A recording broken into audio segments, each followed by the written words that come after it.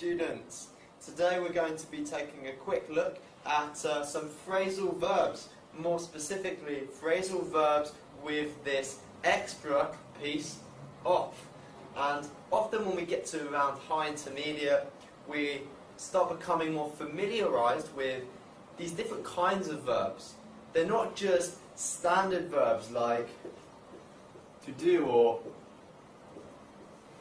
to make. Yeah?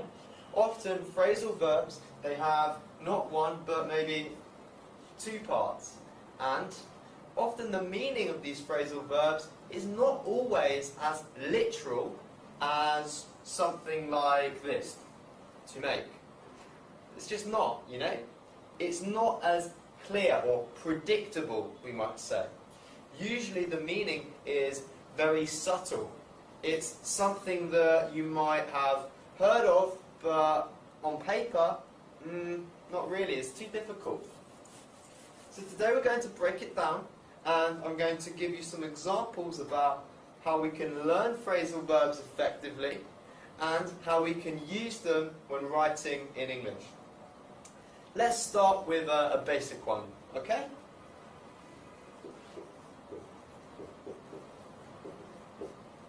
Here we have to cool off, and this really means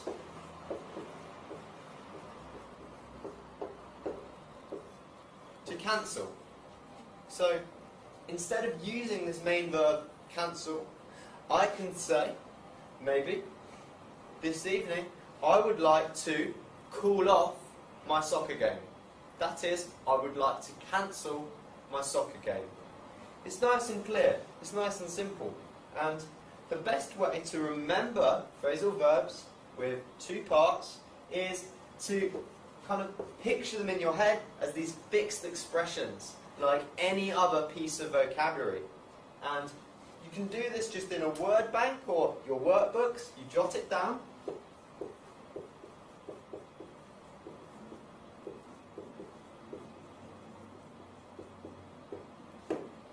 So to cool off, to cancel. So we know now that instead of using this verb, which we are already familiar with, we can apply something slightly more difficult, yeah, of a higher level, such as to cool off.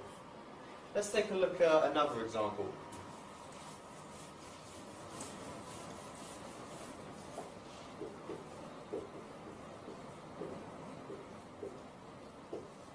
To pay off. Well, you're thinking, I've seen this verb before. It's related to money.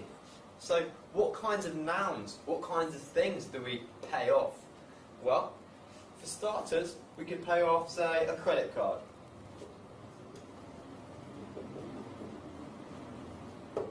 Often, when we have credit cards, we are in lots of debt. Yeah. So, to pay off could translate as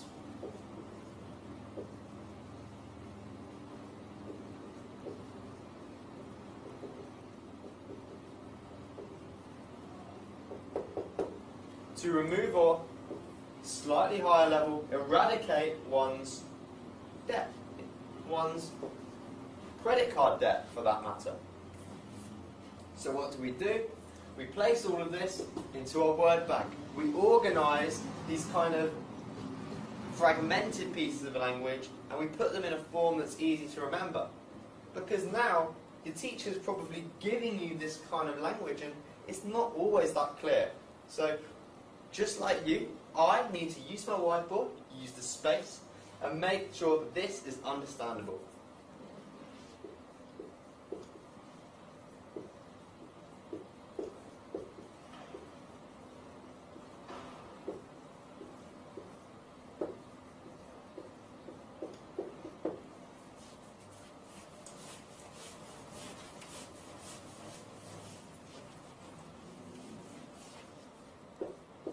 And there it is. It's on the whiteboard. What's another phrasal verb with off we might like to put on the board? Well, what about this?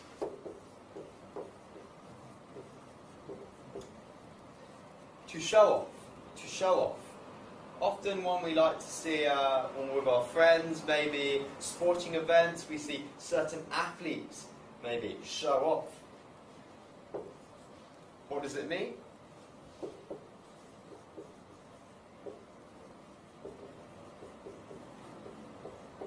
To try and impress, or rather, to try to impress. Either or. So we're going to put it down. We'll write it again.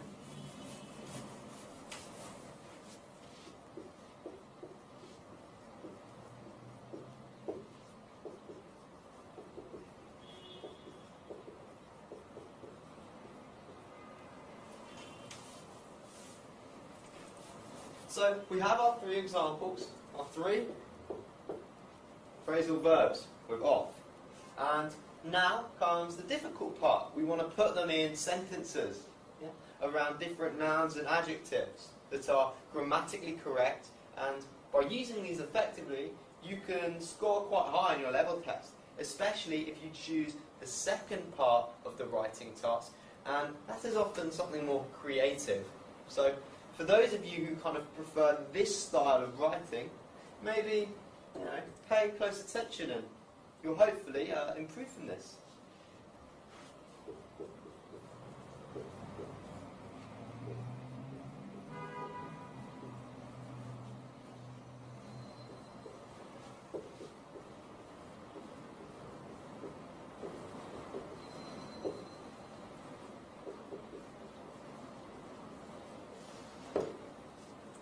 Henry decided to pay off his credit card. That is, Henry decided to remove the debt from his credit card. Yeah. It's usually a good thing.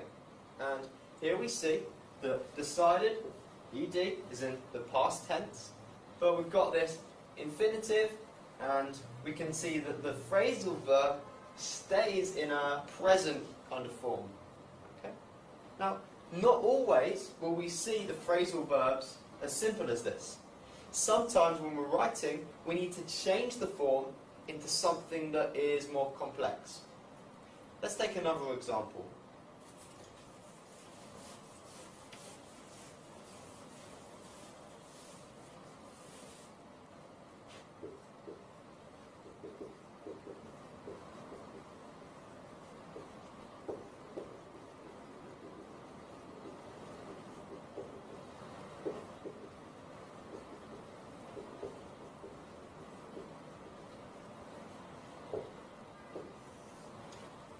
Jamie is always showing off in front of his friends.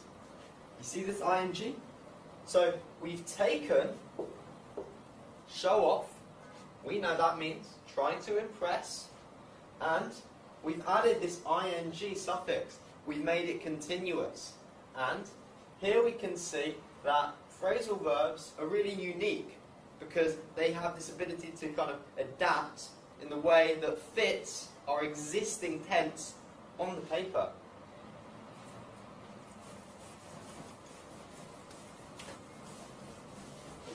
So we've had a look at show off with the ing. We've looked at pay off, and we kept that in the present and we used an infinitive. So what about cool off? How can we use a more different form maybe? Well, why don't we stick to something simple in the past? Yeah.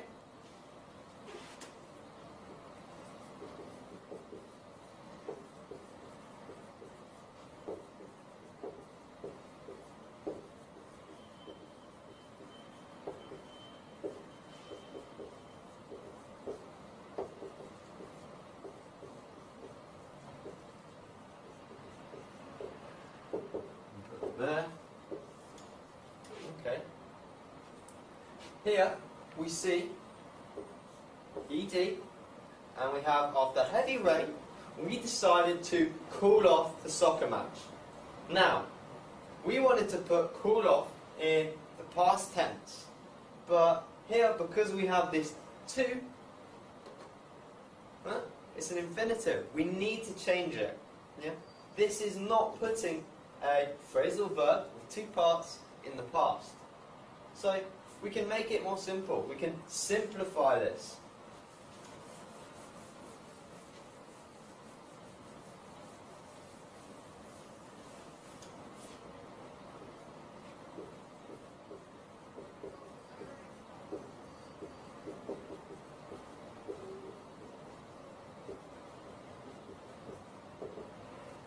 After heavy rain, excuse me, we called off the soccer match. And here we can see that we placed it with an ed ending. It is a regular verb, and as a result, here we have to call off in the past simple. Now, I hope this has been useful for you today, and maybe in the future we'll see some new phrasal verbs with a different second part, whether it's off, up, maybe on. Okay? That's all for now, and I'll see you soon.